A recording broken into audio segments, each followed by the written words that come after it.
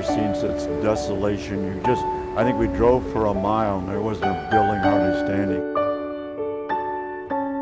Nobody knew what was going on. They called the situation fluid, but fluid means that nobody knew anything. It was different.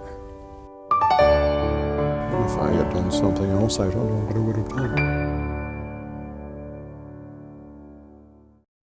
We're talking today with George Robinson of Rockford, Michigan, and the interviewer is James Smither of the Grand Valley State University Veterans History Project.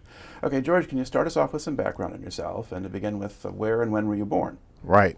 Well, I was born in Billings, Montana on July 3rd, 1954, to my parents, Dan and Jean Robinson. Okay. Now, did you grow up there or did you move around? Actually, a little bit of both. My dad, after I was born in 54, he was transferred to California, and then Seattle, Kansas, and then actually we wound up coming back to Montana when I was probably 9. Okay. Now, what did your father do for a living? He did a lot of things, but mainly he worked for a finance company, selling finance programs to folks. Okay. And had he been in the service, or was he between wars? No, actually he was. He was in the Korean War. Okay. He was on. He was a yeoman, and on the USS Bedouin Strait in Korea. He was over in Korean waters. His ship was actually a aircraft carrier, and he was in conflict over there. And yeah, he actually retired as a chief out of the reserves out of Billings, in Billings. Okay. Now, moving around a lot and so forth. Now, did your mother just take care of kids, or did she have a job too? Nope, she worked. She was a medical secretary. She did transcriptions for the doctors and so forth, and she found employment in the places that Dad was transferred to, and actually ended up her career at St. Vincent's in Billings. Okay. And then, did you finish high school? I did. And when did you graduate? I graduated in 1973. Yeah. Okay. Now, as you're going through high school and middle school before that, I mean, the Vietnam War had been going on. How much attention did you pay to that, or to the anti-war movement, or anything else like that? Well, there was a lot going on at that time, because you obviously, when you came home at night, you know, it was all over the news, and very graphically, you know. I remember, and my dad being in the military, quasi in the military, in the reserves and so forth, we were brought up in a very militaristic atmosphere, you know, and that type of thing. So, and I was engaged in a few projects. When I was younger, I was in Civil Air Patrol. In high school, I was in ROTC. So I mean, it was predominant in my life and that type of a thing. So we were very much engaged with what was going on and how things were going. But being in Montana, it's not like it was a very frontline place where we got a lot of attention and so forth. It didn't. But within our little group that I hung out with, we were all pretty much aware. So it's the sort of thing where you can do the high school version of ROTC, and that's maybe no big deal to the people around you. And yeah, it really wasn't. I mean, it was. I had probably more interaction when we were playing football, because as playing in little guy football, I had 2 coaches that were actually drafted, and they came back, and it came back different, you know, than what they went. And so that was kind of, you know, that was your first introduction into what may or may not happen to people. Okay. Now, by the time you finished high school, had the draft ended? Yes. My brother was actually, his number was called, and right before the draft ended. So there was a lot of discussion on what was going to go on at the, you know, at the family level in that. And then the draft ended, so everybody took a deep breath. All right. So how did you wind up enlisting? It was always the plan, as far back as I can remember. I was always interested in airplanes, always interested in the water. So naval aviation became just someplace where I wanted to be. And so it was from junior high on, I knew that once I graduated high school, I'd be going in. Okay, and then did you do anything to kind of set things up before you graduated, or did you wait until afterward to go to a recruiter? Or? No, actually I enlisted. I enlisted, I believe 2 months before or 3 months before I graduated. Myself and a good friend of mine, Greg Simpson, who ended up being a career Navy, we both went in a buddy program. Went through boot camp together, and then he went through and ended up as a chief warrant officer, and I did my 4 years and got out. Okay. Now, at the time that you enlisted, were the recruiters happy to see you, or were they telling you there weren't a whole lot of places anymore? Or, 'cause no, actually, they were very happy to see us. There was still a very active recruiting time, and the 70s were a strange time anyway, economically, throughout the country. There were lots of things that you don't see today going on in terms of, just the way people acted and reacted and interacted with each other. Very, very different time. But the recruiters were very good to us.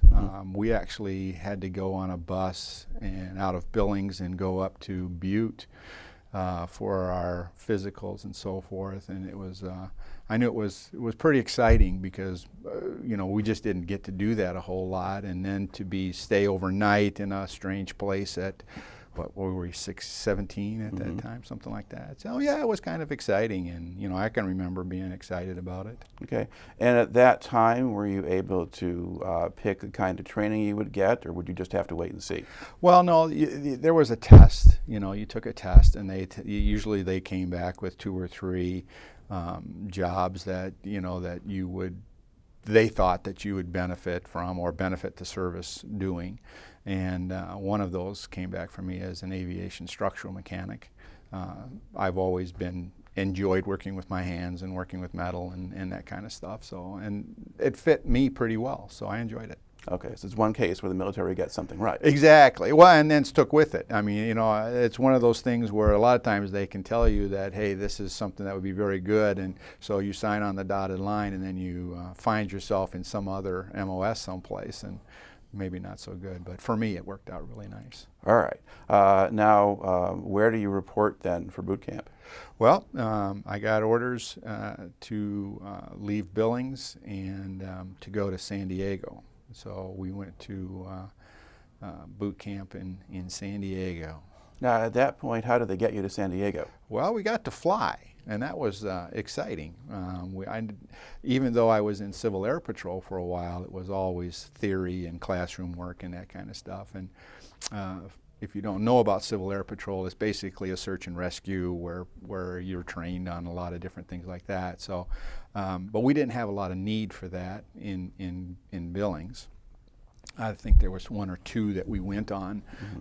So you got to fly in little Cessnas and that kind of stuff, and I always enjoyed that. It was 2 or 3 different times that we got to do that, but didn't really have an opportunity to do a lot of flying in big airplanes, until I got into the service. And going over to San Diego was one of those ones, and it was very exciting coming into San Diego because you come in through the big tall buildings and at a pretty good glide slope, so it was kind of fun. All right. Now, I've talked to a lot of Marines who land in San Diego, and they get sometimes very loud receptions. How does the Navy deal with you when you get there? Well, it was an interesting, when we deplaned and came through and picked up our baggage and that kind of stuff, there's a series of information desks in the corridors there, and so the one said USN. So of course we went over, and there was probably, I want to say 7 or 8 people standing there that had connected from different flights and so forth. Greg and I think, were the only ones that came in from Billings, but so we went over and talked to the nice people at the desk, and they told us just to go out the door, and there'll be a bus, guys, just take it easy, there'll be a bus out there that'll come pick you up, and it'll be about 20 minutes or so, and so that was our first introduction into it. the Marines had a little bit different program where they went to their information desk, and there was a lot of discussion about who was going to be doing the talking at that particular point in time, and they ushered them out to the curbside where they actually got their first taste of what they were going to get into in boot camp, and they were made to stand and be quiet, and we're over there in the corner smoking and coking and having a pretty good time. What's all this about over here? And so yeah, they got on the bus, and that drill sergeant came off, and he got into their face right away, and our bus came, and we just got on, and we went to San Diego boot. Okay. Now, what did they do by way of processing you when you get in? As I remember, it was late. It was in the evening. It was dark when we landed, and when we got to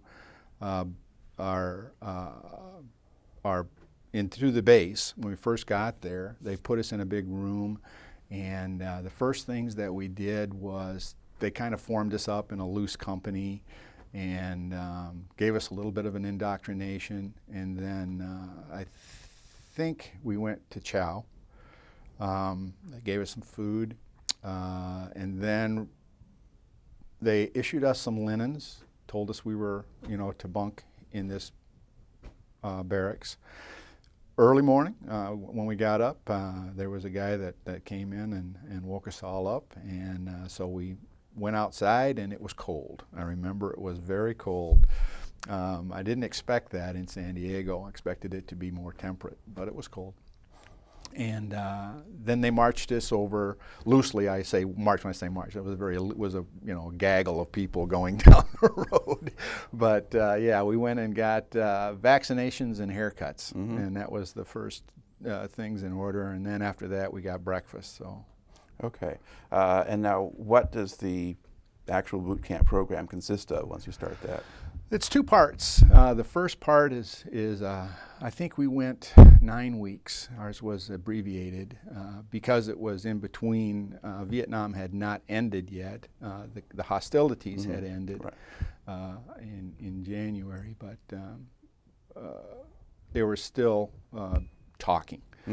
So it was a quasi-peace time. So they knew. I think they knew that this was ending and winding down. So there was a lot of things going on, and one of the things that we did was the first 1.5 weeks to 2 weeks. You were on one side of a bridge, and that was where all the basic recruits went. And that's where you really, they started to break you down in terms of, this is community living. We're all going to do it this way. This is how you fold your socks. This is how you fold your underwear. This is how you dress. This is what I want you to do. So there was a lot of that. And I remember there was a lot of, there were a lot of people that didn't get it. I mean, they just fought it the whole way, which was, to me, was kind of, I didn't understand that because there was no draft at that point. So everybody volunteered to be there, and I'm going, well, why is this? But it happened. And again, you're putting a lot of different ethnicities together in a very close environment, and there were some problems with that as well. So the first couple of weeks were kind of tough, but once you got over the bridge onto regular recruit training, then they loosened up on you a little bit, but you should have had your basics behind you, and as long as you did what they told you to do, and it wasn't difficult. I mean, everything sailed pretty quickly. Okay. So did you figure you had an advantage coming with your background and the ROTC and the rest? You knew something about what the military did? Well, yeah, that was the thought process. As it turned out, there were a lot of people there in my particular company that had ROTC backgrounds. As a matter of fact, our assistant cadet commander was a Latino guy, and he was very sharp, and he was ROTC as well. Our cadet commander was actually wasn't, but he was a setback, and by that I mean he had gone through the process with a different company. He had gotten sick, and he couldn't finish with his company, so they set him back And so since he had already gone through a lot of it, they made him the company commander, cadet commander. So, yeah. Now, how would they deal with people who pushed back or didn't want to conform?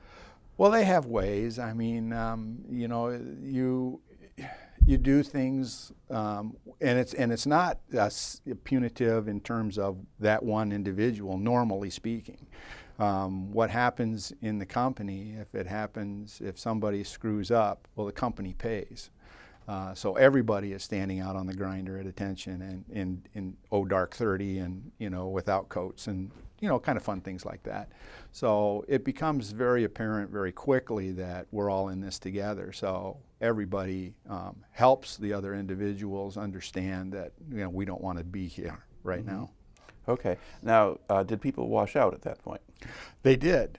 We had one guy, and I don't remember his name, and it was traumatic from the standpoint that I could never understand anyone doing this. But again, as I was saying, that you know, you have these different ethnicities and these different backgrounds and all these different things that come in, and why people would do things from a volunteer standpoint. He didn't want to be there, and he couldn't get a medical, and so he went into the head and actually smashed his head against that tile wall to give himself a concussion. And the last time we saw him. So it was very strange to me that someone would actually take that drastic of a step just to get out. So, but he did. All right. So then after that initial bit of orientation, you cross the bridge, you get to the other side, Right. and now what is the training? Well, now the training is and it's all about military history. You're learning the UCMJ. You're learning. That's the Code of Military Justice. Right. You always have that little book with you, and they give you, you know, chapters and things. So you're learning ranks, you're learning seamanship, you're learning all these different types of things. At this point, there's no distinction between someone that's going to be a sonar man and someone that's going to be in aviation or someone that's going to be in the regular fleet. Everybody's just trying to learn, you know, what the Navy or what military is about. So there was a lot of marching, a lot of classroom. Most of the time was spent in classroom. You know, just learning different things about the Navy, and like I say, rank and the different parts of a ship. They had a big ship off the parade ground. The USS Recruit is what they called her, and it was a mock-up, and so a lot of times you would go there and they would take you through, and okay, this is a bulkhead, and this is, you know, knee knockers and head bangers and all kinds of stuff, and, you know, these are dogs on the doors, you know, the passageways and all that kind of stuff. They basically taught you how to get around on a shipboard environment. You know, there is a protocol on how you go forward and up and aft and back, and, you know, how you transgress between decks and all kinds of stuff. So that was part of it. Shipboard fires was always a big part of it, so you spent a lot of time learning how to fight fires.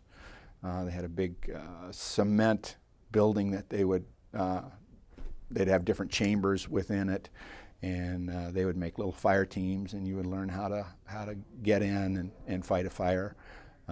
Because if you're on a board ship and it starts a fire, everybody dies if everybody doesn't know what they're doing. So that was a big part of it as well.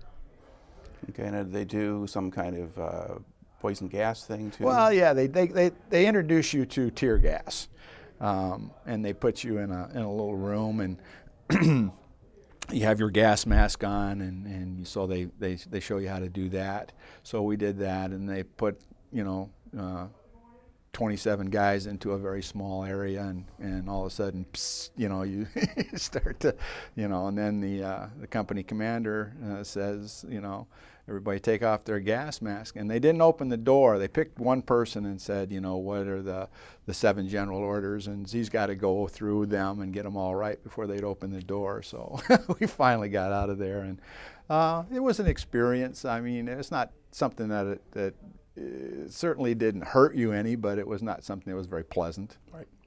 Okay. Now, Once you complete this initial 9-week thing, Mm-hmm. was everybody going on to other training, or would some go to ships, or what happens next? Yeah, once you graduate, and the graduation day is a big day. I mean, every week on Friday or Saturday, I don't remember exactly which day it was. It was always every week, but it was something you got to look forward to. So as a recruit going through, you knew that every week there was a new company that was being graduated. So it was always a lot of pomp and ceremony and a lot of that. So there was a lot of parade music going on, and when you were on the grinder, that kind of stuff. So yeah, everybody then had orders to where their next duty station was going to be. And usually, once they got through the graduation process, you had what was called a Cinderella Liberty. You could go out and you had to be back by midnight. But yeah, it was quite interesting. I don't know why these things happened to me, but as I was getting dressed and we were falling out to go to graduate to do our pass and review, we were one of the first companies that didn't get the Dixie Cup, the Cracker Jack uniform like you would normally, like they have today. We were one of those companies. We were, I think, the first or second company that actually, Admiral Zumwalt, as I said before, he was a character, but one of the guys, one of the things that he did is he changed the uniform for the Navy enlisted to actually mirror a chief's uniform. So we had a regular hat instead of the Dixie Cup. We had a regular billed hat with a white cover. Our dress blues were actually a double-breasted suit with suit pants and white shirt and tie. And no one liked it. No one liked it. And when you got to the fleet, you had no place to put these things. You have very limited space. And so, but anyway, we were, and our whites at that point were also just a white shirt, white pants, and so forth. So you looked like an ice cream salesman. So that's what we called ourselves, the ice cream salesman. So that's, that was so. But going back, because of that white hat, we were standing in formation, and I was mortified. As I walked out of the barracks, a seagull decided to unload.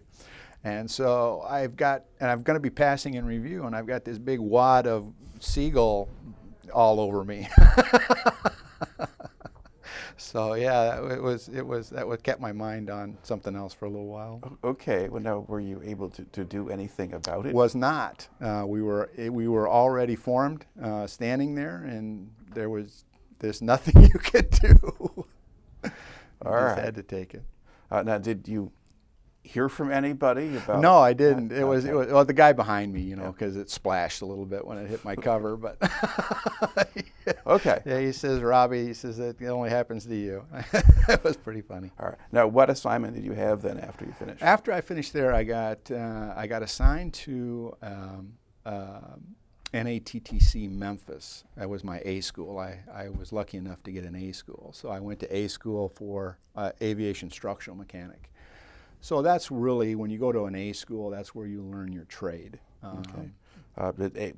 Does A school mean anything in particular? I mean, It's just, there are A schools and B schools. So an A school is basically you have three categories basically. You have cadets or recruits that are graduating and they're going directly to the fleet, OJT, on the job training. Now, the person that I went in with, Greg, he went OJT.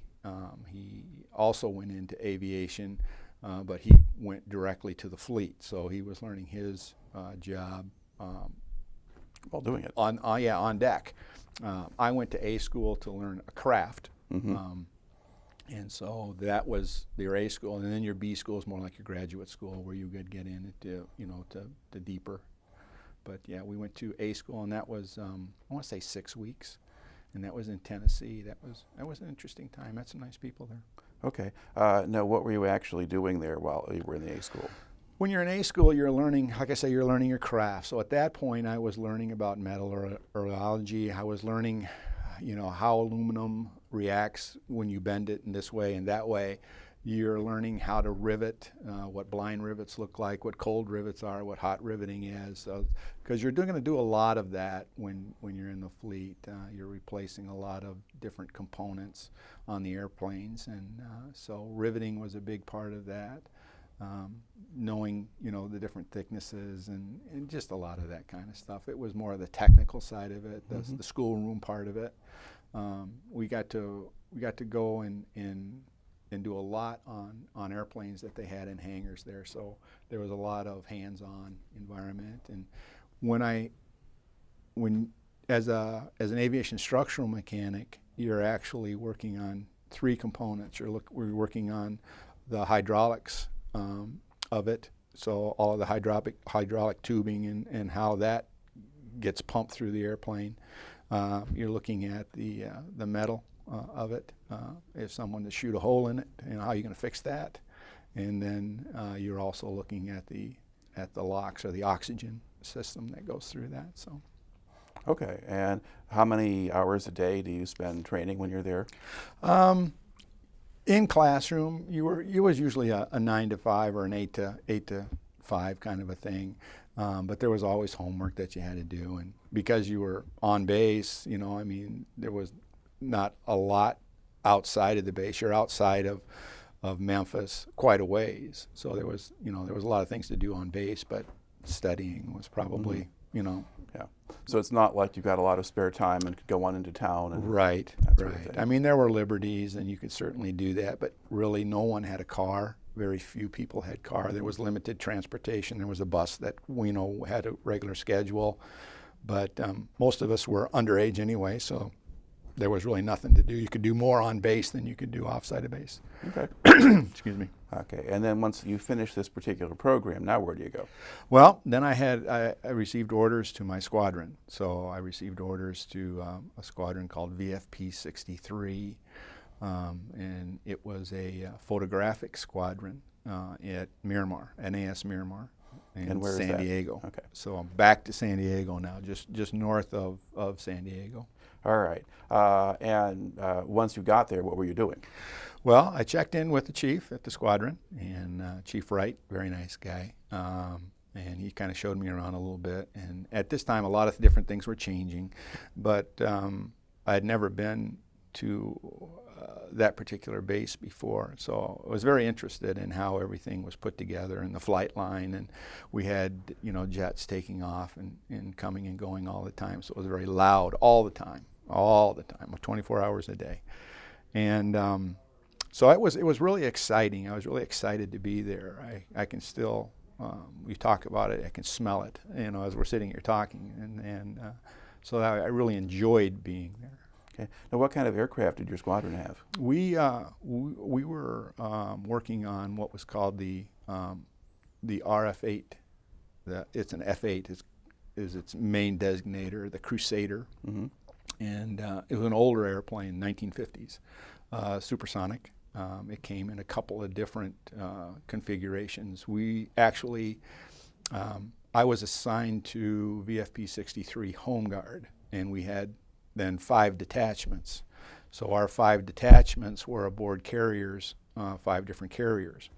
And what we would do, our role was two-faceted. One, we would be a training squadron, so new pilots coming in, we would indoctrinate them into this particular airplane.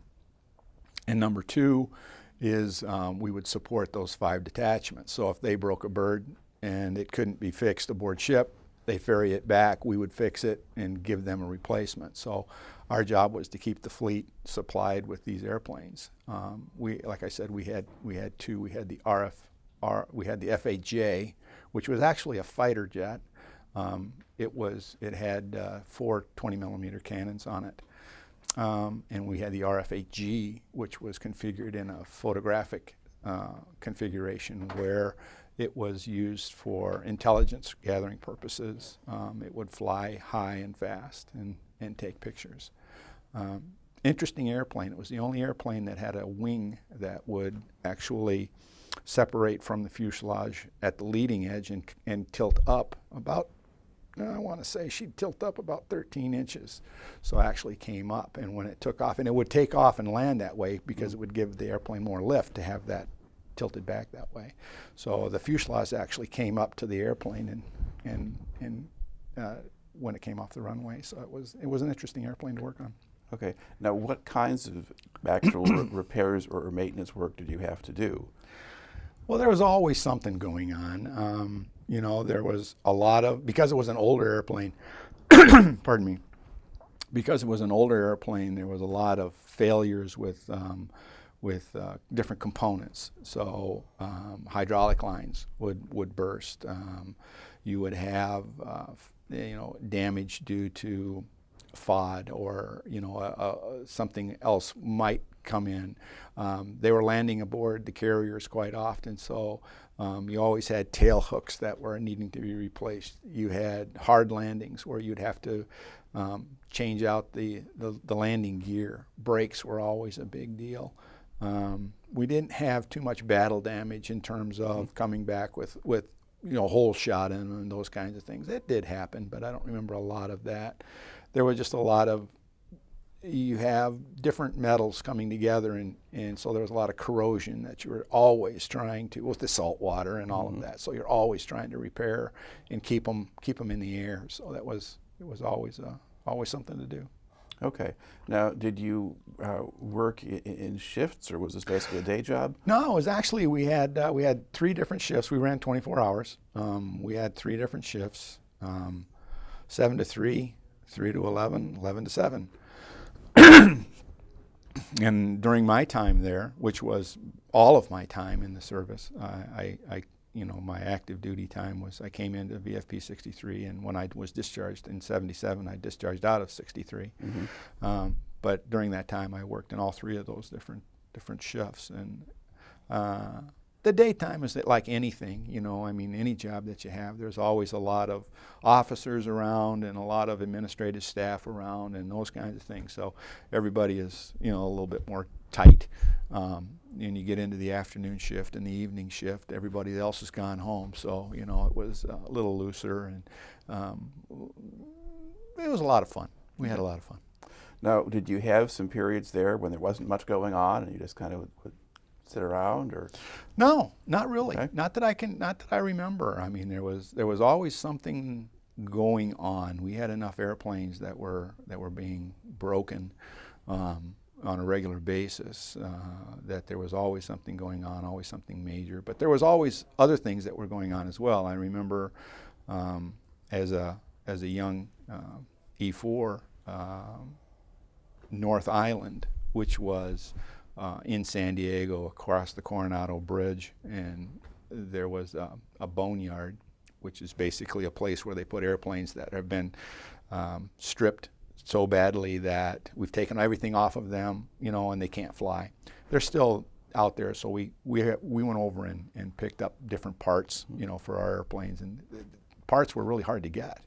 So we ended up doing that. And I remember going over and doing that with a couple of the guys. And so, I mean, there was always a road trip right around the corner. We had to do, on a couple of occasions, I was picked to go, and we would do night qualifications. So what that meant was we would take a detachment and we would go aboard ship. I was on the Enterprise once and the Ranger once, and 2 weeks at a time. And what we do is go up to Alameda. This one particular time, we flew up to Alameda and got on the Enterprise, I believe it was, and we took her out and we floated around San Clemente Island, which is just off the coast of San Diego.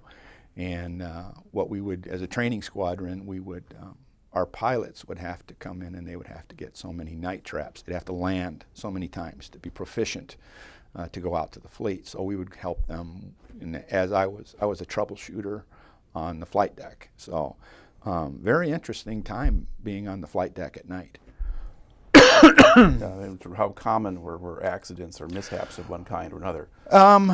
There were, with that many people and at night, there was always somebody scraping their knees on tie-down chains, and and on the deck they put non-skid on that. So it's like some people call it like sand, but it's actually more like heavier, really heavy duty sand, so you don't slip and the tires and things get. So when you hit that, after you trip over a chain or bump your head on a wing or, you know, run into an aileron or whatever, you know, you hit the deck, you get scraped up pretty good. So there was always somebody doing that kind of thing. The only time that I was involved in anything that was serious was I was on the Ranger, I believe, and we were coming off, we were getting heloed off.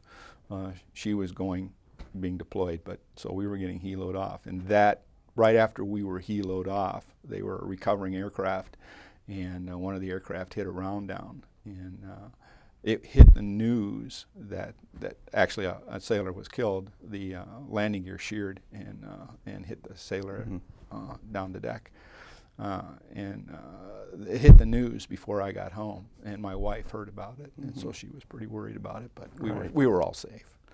Okay. Now, would some of the planes, you know, take damage when they were landing that, you know, wasn't serious, but that you had to deal with? Yeah, a lot of times, you know, because they're new pilots and things are, you know, they're learning their craft as we were, you know, as well. You have hard landings, so they would bust a nose gear or, you know, really sit on the brakes and that kind of thing. And miss a wire and hit, and so there was a lot of different things that went that way. All of it pretty routine. You expected it.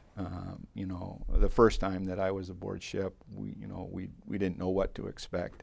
The chiefs and the first class and things, you know, the senior people that were there, they all were real familiar with it, but it was always interesting to me. You know, part of my job was to do a final check. So as the bird was turning, just before it would go and get on the catapult, we would do a final check to make sure she didn't have any hydraulic leaks or that kind of stuff. So there was always a lot of noise up there, a lot of jet blast.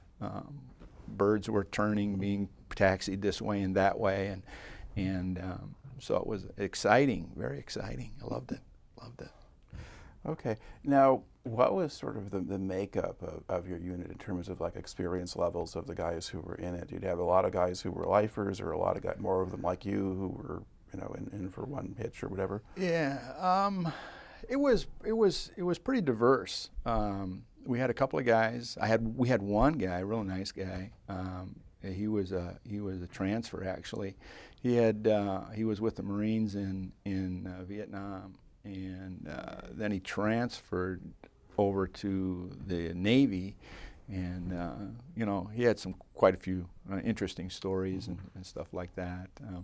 But yeah, so we had guys that were in country, and we had people that were strictly Navy that were off the coast.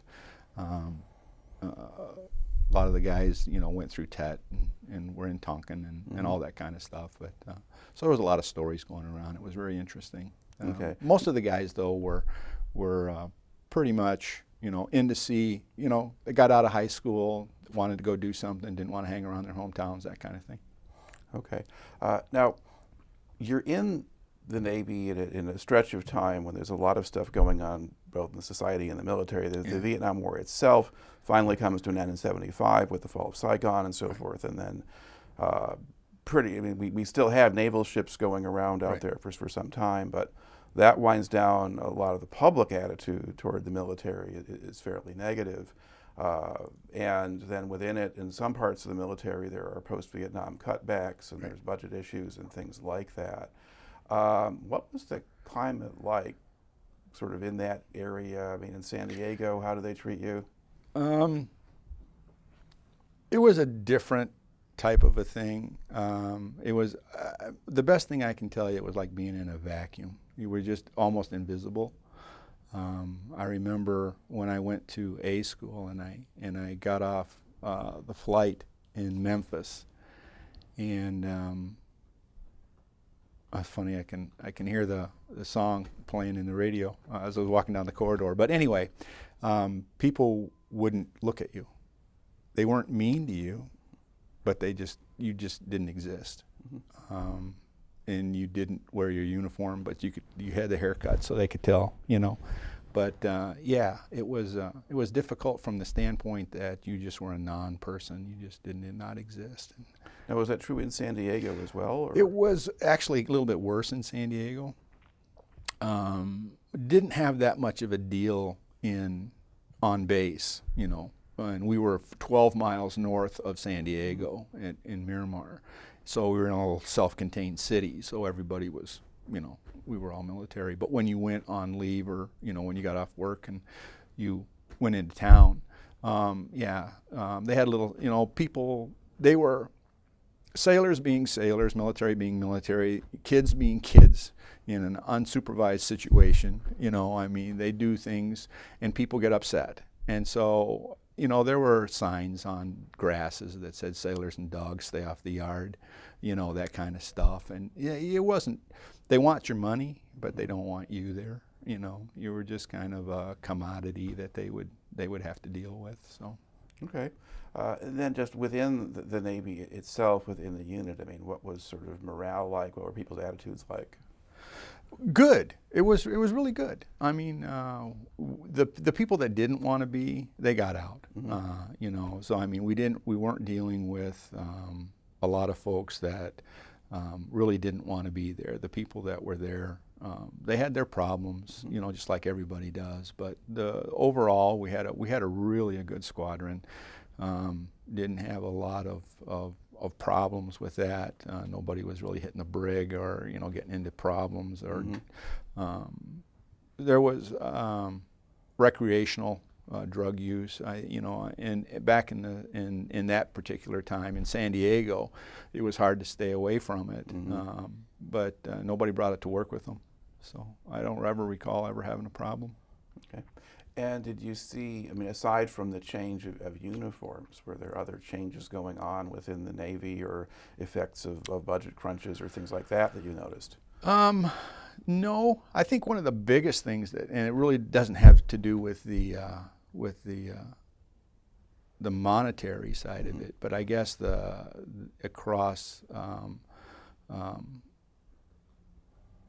countries. At one point, I came out of the hangar bay and I was going to go do something. I had something to do. And anyway, I headed towards the flight line and I noticed that there were a couple of people standing at the edge of the hangar and that weren't American.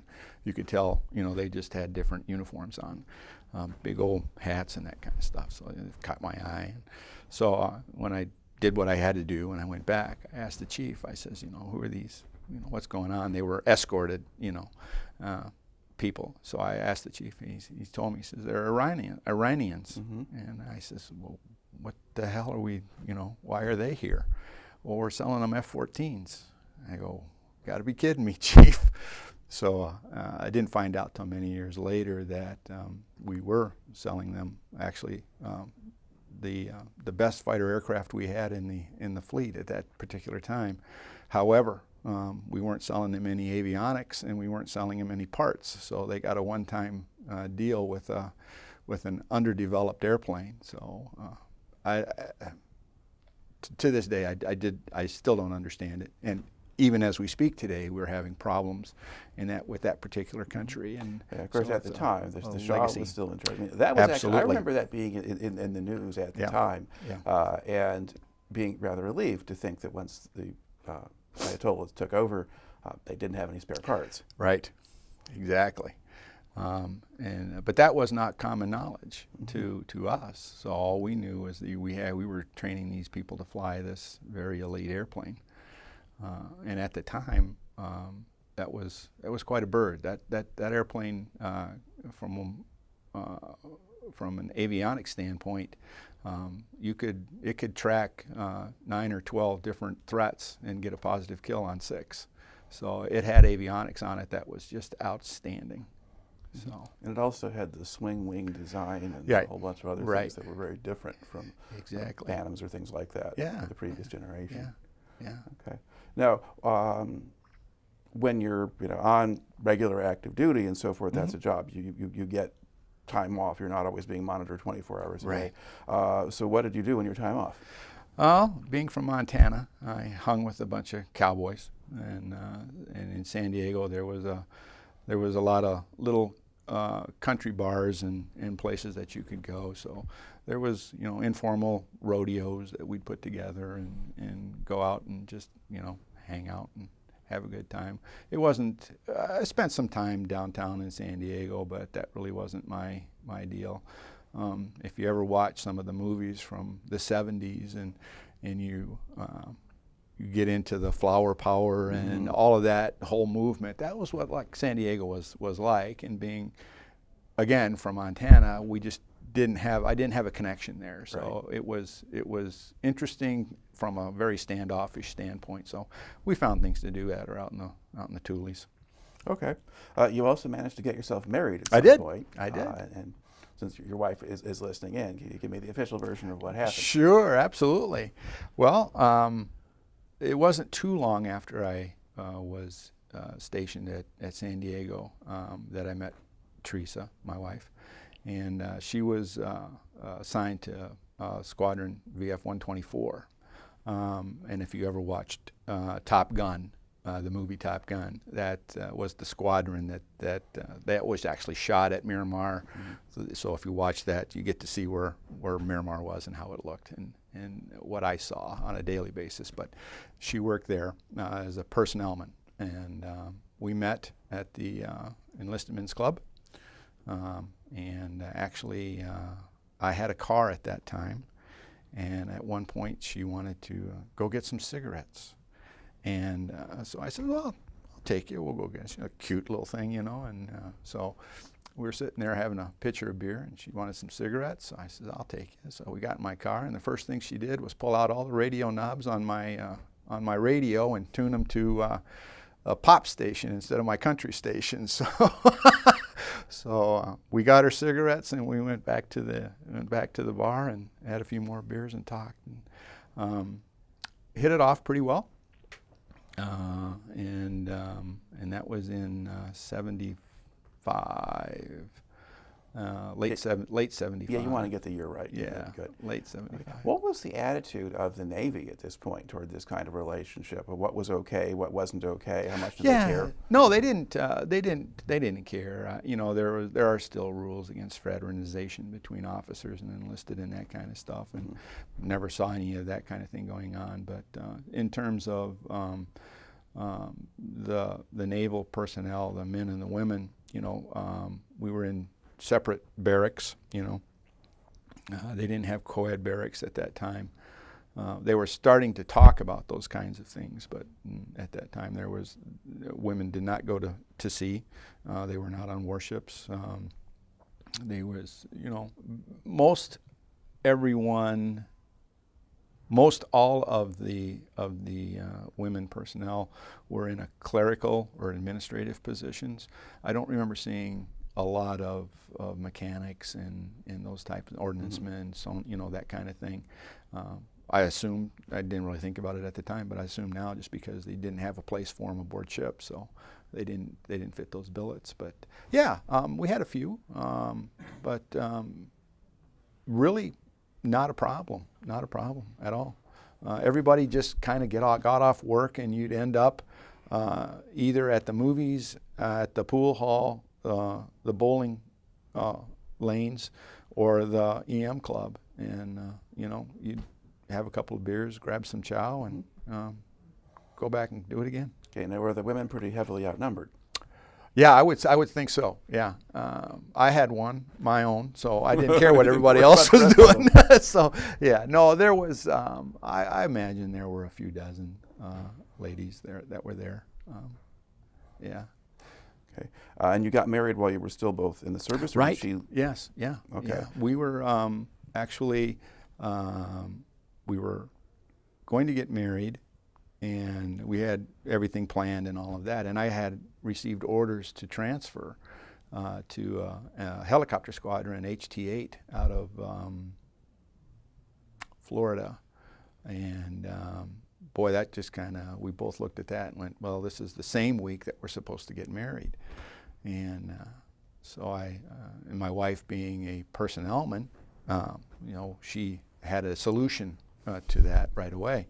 So she did her thing, and the orders were canceled, and I stayed at Miramar at VFP 63. So it ended up my enlistment there. Yeah. Okay. And then once you got married, was there a place to live on base, or did you have to move off base? We did. We actually moved off base. We found a nice little apartment over on Utah Street in San Diego, and met some really nice. Our landlords they lived there, and nice people. We didn't live in base housing at all. We moved off, and it was a very, very, very nice little apartment. I remember you had to walk back through a little garden and in and around a little corner, and it was very secluded and very nice. Unfortunately, we were broken into at one point, and we were gone at the time. We were there a couple of months, I think, when that happened, and then my wife, she wasn't comfortable living there any longer, so we found another apartment, this time north of Miramar, in a place called Poway, and sleepy little California town. Just if you look at it today, it doesn't look anything like it did when we were there. But we found an apartment building. We were the first people to occupy this particular apartment. It was brand new, so we thought we were in hog heaven. I mean, we had a pool right outside our balcony, and we had a couple bedrooms, and we had that.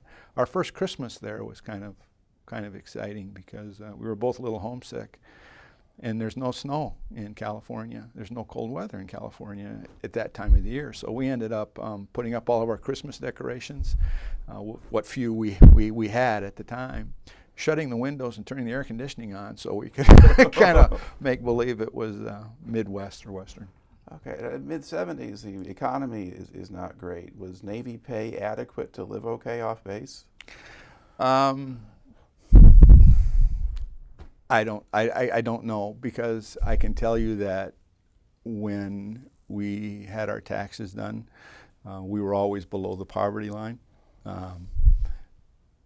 When you say, was it adequate, we always managed. Well, I don't know that we ever had a lot of things, but we're pretty frugal people, and we put it together, and we scrimped and we saved, and we did what we wanted to do. I can't ever say that we were, struggling. People today would probably look at you and go, how did you do that? But when we were going, we lived on love, and, we managed to go to the beach when we wanted to and get a hot dog, but, that kind of stuff. All right.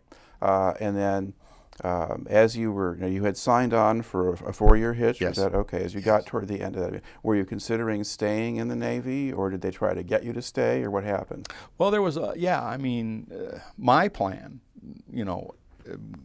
pre getting married, was to make a career out of it. And so that was my plan. That was not my wife's plan. So we had that discussion, and so I had to make a decision, and I made the right decision. But there are still times that I look back on it and wonder what it would have been what it would have been like to continue down that path. But looking back on from the day that I met Teresa till today, I wouldn't have changed a thing. Okay. So when do you actually leave the Navy? I left in August of '77. We had Stephen, our first son, first of 4 children that we have, and Stephen is 3 months old, and so we had to make it. Our plan was to leave the Navy and then go back to Montana, get a job, and start our lives. In '77, the economy was not good, and there was nothing to do.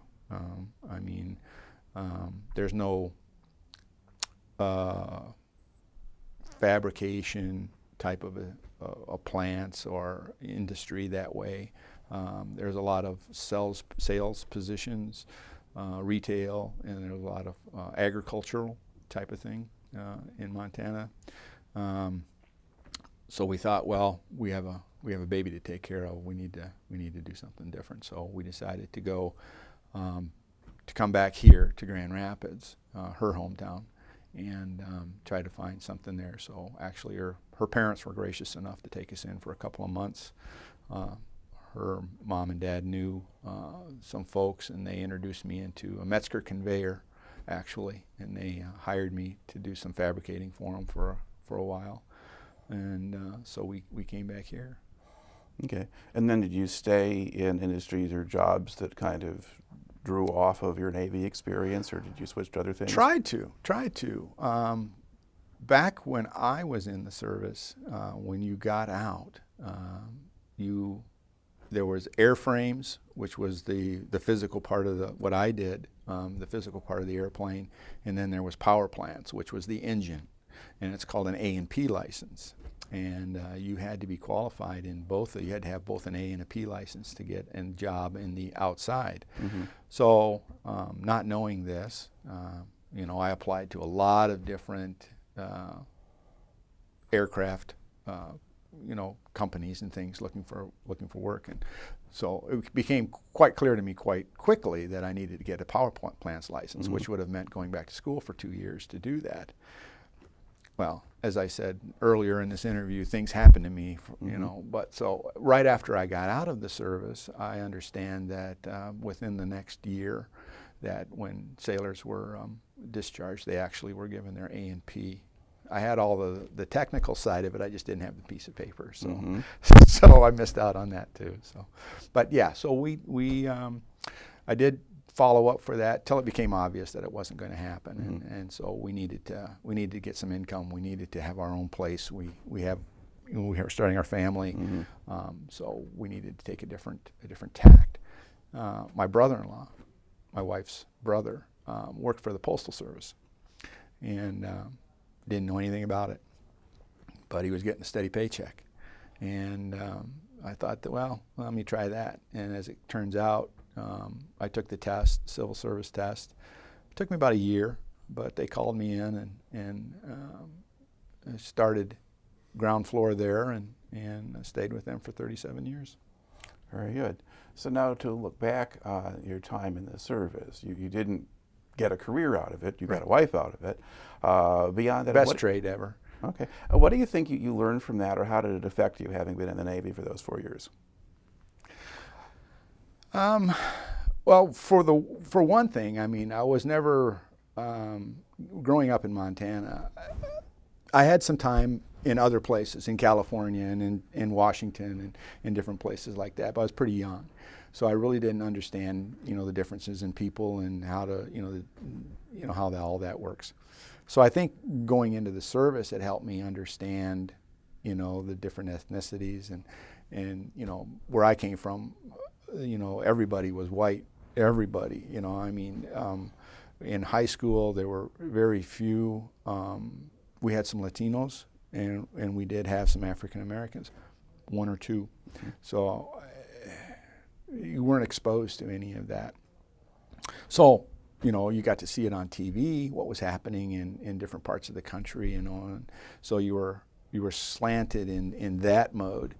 And then you're actually bunking with different people and on a very day-to-day basis. The needle starts to shift towards the middle again a little bit, where you're actually understanding, that there are these differences that people talk about aren't differences at all. When we at the end of the day, everybody's everybody.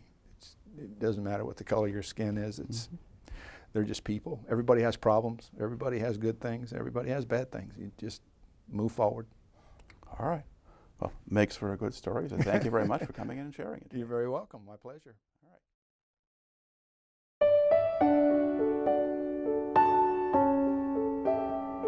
I never seen such desolation.